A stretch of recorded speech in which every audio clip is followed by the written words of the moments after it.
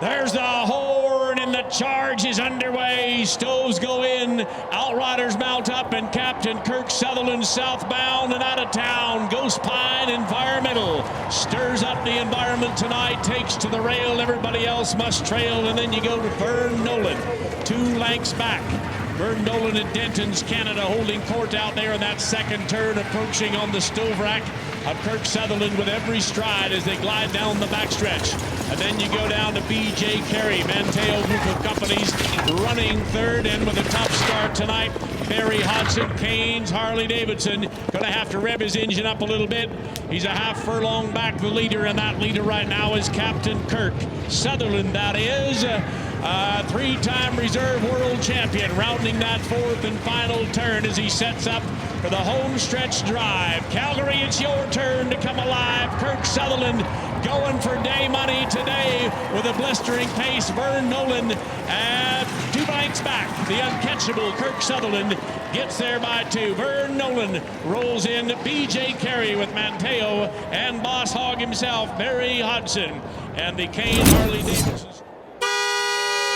There's the horn and the charge is underway. Wayne Knight, Weatherford Service gets out there with the early lead. Kurt Bensmiller and Ray Crotto sandwiched in the middle, and Gary Gorst to the backside with Ziegler's Consulting in a 3-wagon race.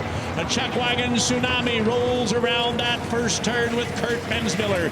Grey Eagle Resort and Casino as the Grey Eagle spreads his wings and flies out in front of that Rainbow Rider. And young Ray Crotto takes his Rainbow into the second spot.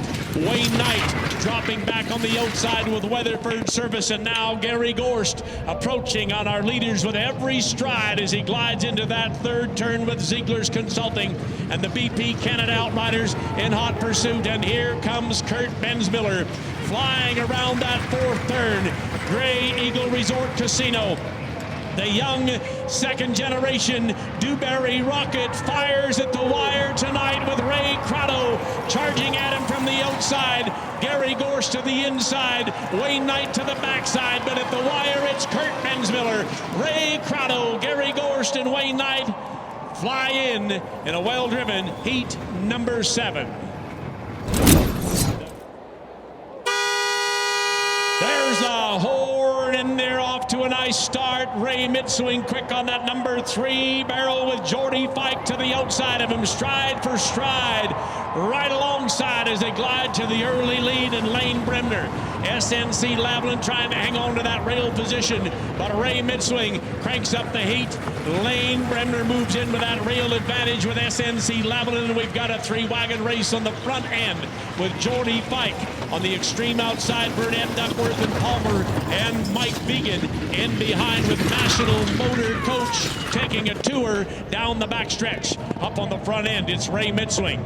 Heart Lake First Nations got first place by a horse length, but he knows that rail advantage for Lane Bremner, and SNC Lavalin's going to make a difference as they go at it wheel to wheel around the turn for the 4th turn and the final dash to the wire. Lane Bremner to the inside, Ray Midswing to the outside, Mike Vegan and Jordy Fike to the backside, and here comes Ray Midswing with a late charge.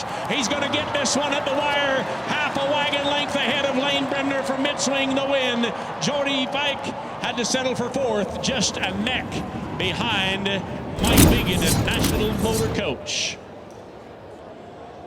On your Terravita big screen, a young man by the name of Ray Midswing that's been cranking the barrels for 31 years in a row here at the GMC Rangeland Derby. I remember well back in 1992 when he won the aggregate.